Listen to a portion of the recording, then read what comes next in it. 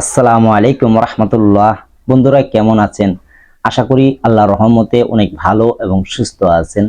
দেশ এবং প্রবাস থেকে যে যেখান থেকে ভিডিও দেখছেন আপনাদেরকে অসংখ্য ধন্যবাদ জানাই। আজকে আমি অনেক দিন পর একটি ভিডিও আপনাদের মাঝে নিয়ে হাজির হয়েছি।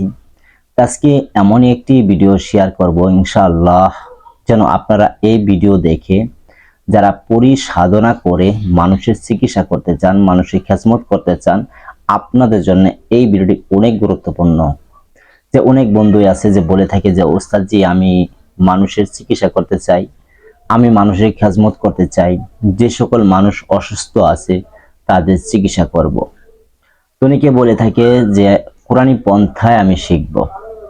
আপনাদের জন্য আজকার এত পরীক্ষিত যে আপনাদেরকে এই ভিডিওতে বলে আমি কখনো বোঝাতে পারবো না।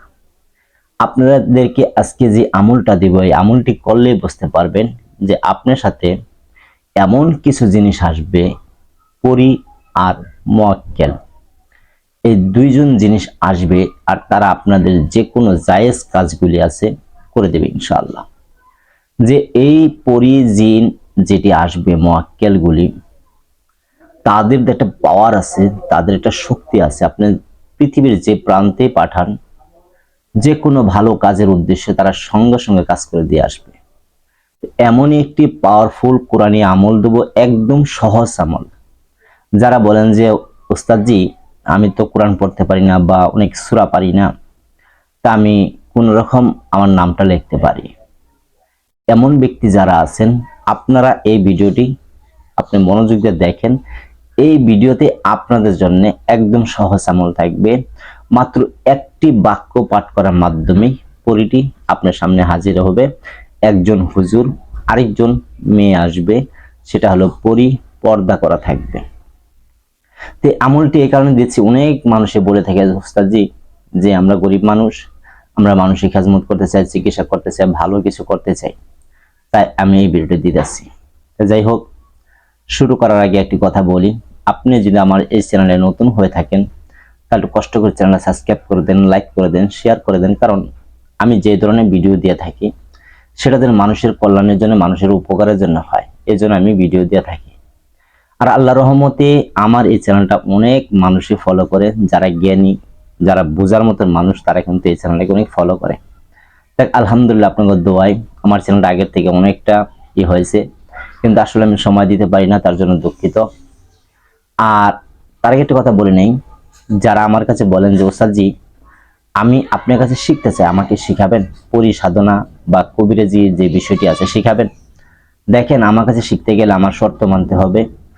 প্রথম অবস্থায় যেমন আপনি হোয়াটসঅ্যাপে এসে কখনো ফোন দিতে পারবেন না বা লিখে পাঠাতে পারবেন না, আপনি ভয়েস পাঠাবেন, তারপর আপনাকে আমি ফ্রি হলে উত্তর দেব, অপেক্ষা করবেন, ধৈর্য হারাবেন না। এখন সে আমলটি বলবো, যে আমলটি দিব সম্পূর্ণ কোরআনী আমল, আর আমার ভিডিওতে যা দিয়ে থাকি সব কোরআনী আমল দিয়ে থাকি।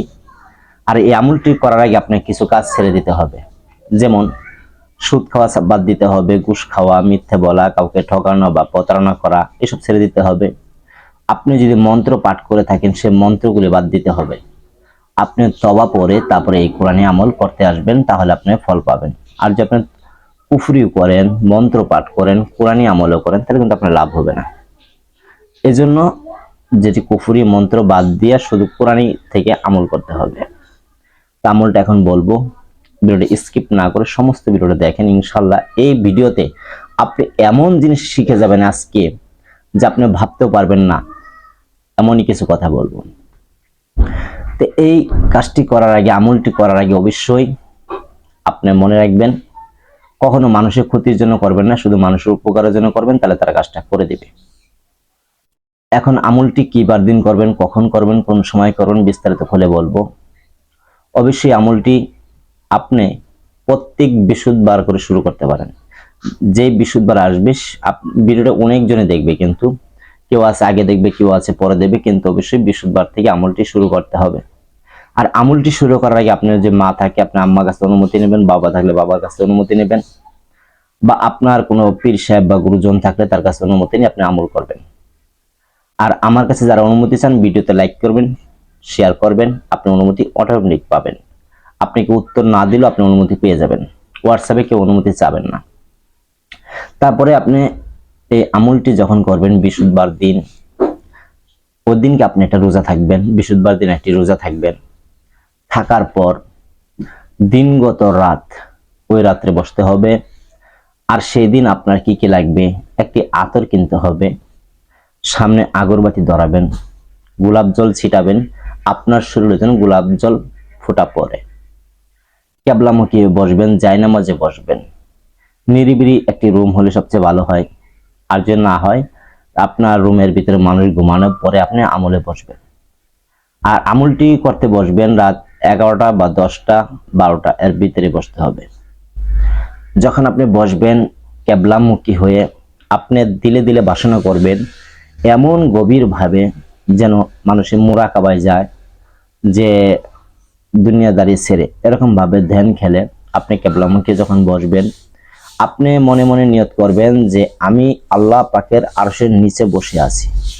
যেমন আল্লাহ আমার সামনে, আমার মাথার উপরে আল্লাহর আরশ, আল্লাহর আরশের নিচে আমি বসে আছি। এমন ধ্যানে খেলে বসবেন যেন আল্লাহ আপনাকে দেখতেছে, আপনি কিন্তু আল্লাহকে দেখতে পারবেন না। আল্লাহ যেন আপনাকে দেখতেছে, আপনি খেয়াল করবেন আল্লাহ আমার সামনে আছে, আমার মাথার উপর আছে। এমন ধ্যানে খেলে বসতে হবে। তারপরে মহব্বতের সাথে এই অন্তর থেকে, এই নফস থেকে, এই কলব থেকে আপনি মহব্বতের সাথে দুরুদে ইব্রাহিম পাঠ করবেন মাত্র 9 বার। এই দুরুদে ইব্রাহিম পাঠ করার সময় অবশ্যই রাসূল পাক সাল্লাল্লাহু আলাইহি ওয়াসাল্লামের মহব্বত অন্তরে রেখে, যেন আপনার চোখ দিয়ে অজরে পানি আসে পাঠ করার সময়, এমন ধ্যান খেলে আপনি পাঠ করবেন। যখন পাঠ করা হবে তারপরে আপনি পীর মুর্শিদ গাউস কুতুব স্মরণ করে, বাবা মার সেই দোয়া দিয়েছে, সেই বাবা মার কথা স্মরণ করে শ্রদ্ধা সম্মান রেখে শুধু এক আল্লাহর কাছে সাহায্য চাবেন। আল্লাহ ছাড়া আপনাকে কেউ দিতে পারবে না। তারপরে আপনি বিসমিল্লাহির রহমানির রহিম পাঠ করে হাতে একটি তসবিহ নিয়ে এইভাবে বসবেন। আঁঠুর উপরে, আমি তো বসে আছি দেখাতে পারছি না, তো আঁঠুর উপরে হাত রাখবেন, হাতটা এইভাবে রাখবেন, তসবিহ হাতে রাখবেন, এইভাবে বসে ধ্যান, এইভাবে মাথাটা নোয়াবেন, এইভাবে নোয়া বলবেন ইয়া করিম ইয়া জলিল, ইয়া করিম ইয়া জলিল। এই দুইটা মিলে একটা হবে, কিন্তু ইয়া করিম ইয়া জলিল মনে রাখবেন। ইয়া করিম ইয়া জলিল এই দুইটা মিলে হবে এক। আপনি হাতের এক কর গুনবেন, যেমন ইয়া করিম ইয়া জলিল এক হলো। তারপরে আবার ইয়া করিম ইয়া জলিল, এই যে আরেক কর গুনবেন, আবার ইয়া করিম ইয়া জলিল এই আরেক কর। এইভাবে আপনি গুনতে হবে, 101 বার গুনবেন। একবারও বেশি করবেন না, একবারও কম করবেন না। যেটা বলছি এইভাবে করবেন, ভুল করলে কিন্তু হবে না। আপনি ধ্যানে খেলে বসে এমন ভাবে ধ্যান করবেন যে আল্লাহ আপনাকে দেখতেছে, আল্লাহ আপনার সামনে আছে, আল্লাহর ইচ্ছায়, আল্লাহর হুকুমে নেককার পরি মুয়াক্কেলগণ আমার সামনে আসতেছে। এমন ভাবে ধ্যান করতে থাকবেন, আল্লাহকে স্মরণ করতে থাকবেন, আর এটা পাঠ করতে থাকবেন। উনি এসে আপনার ডানে বামে দাঁড়াবে, সামনে একজন ডানে একজন বামে দাঁড়াবে। আপনার শরীরে স্পর্শ করতে পারে বা সালাম দিতে পারে বা আপনার সাথে কথা বলতে পারে। আপনার আমল শেষ যে পর্যন্ত না হবে সে পর্যন্ত আপনি সালামের উত্তর দিবেন না। যখন হাজির হবে তখন আপনি তার কাছ থেকে জেনে নেবেন, যে এভাবে জিজ্ঞেস করবেন যে হুজুর আপনার নাম কি, নামটা বলে দেন, যে এই নাম ধরে ডাকলে আমি আপনাকে পাবো বা আমার কাছে আপনি আসবেন, এটা বলবেন। তখন আপনাকে গোপন একটা নাম আছে, সেই নামটা আপনাকে বলে দিবে। সেই নাম ধরে আপনাকে বলবে যে এতবার ডাকো, 7 বার বা 14 বার বা 21 বার বা 101 বার সে বলে দিবে।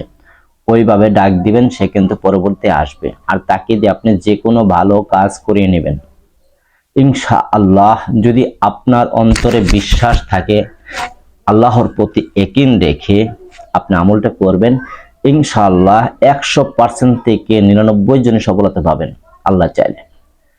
আর একটি বিষয়, আমার হোয়াটসঅ্যাপে কেউ এসে ভয়েস দিয়ে বলবেন না বা লিখে পাঠায় বলবেন না যে ওস্তাদ জি আপনি অনুমতি দেন, তাহলে আপনি কিন্তু টোটালি অনুমতি পাবেন না। তা আপনি ভিডিওতে লাইক করলে, শেয়ার করলে আপনি অনুমতি পাবেন। তাই ভালো থাকবেন সকলেই। আসসালামু আলাইকুম রাহমাতুল্লাহ।